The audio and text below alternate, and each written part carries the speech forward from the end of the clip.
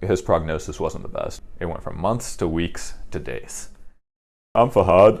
I'm a sophomore here at UNC from Apex, and I'm a CPAL. It stands for Carolina Pediatric Attention, Love, and Sport. We're a student organization based out of the hospital. And we pair up students here at UNC with pediatric oncology patients. They can kind of just interact with each other, and the students are providing some help and support, just going visiting, playing with these kids, doing stuff that they otherwise would not usually be able to do in the hospital. We did wheelchair races one time. It's my first pal. I met him in August of my freshman year, and he had just been diagnosed. They went in to do surgery one day for his lungs after they'd done the treatment. They thought that the scans they looked a little better. And they opened him up and they saw that there were more lesions than they expected. And they stopped the operation midway. And they're just like, it's over, like we can't do it.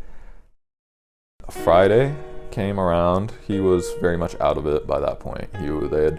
They'd kind of like gone against his wishes and just drugged him up like fuck. And he'd already they had a DNR signed and everything like that. So his oxygen saturation would drop and then it'd like come back up. It went down to like 80 and it didn't come back up. Honestly, I don't know how to even describe it.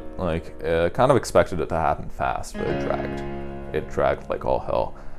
And it felt like the longest time ever, just staring at that monitor and him. His mom's on the bed, literally like hugging him.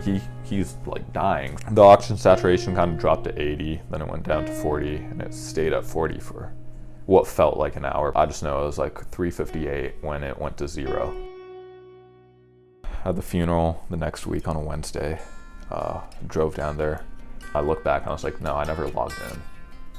You're supposed to log your hours, but there are like multiple times where I just be like, fuck it, I don't even need to log in. I just go straight to his room. It was a year.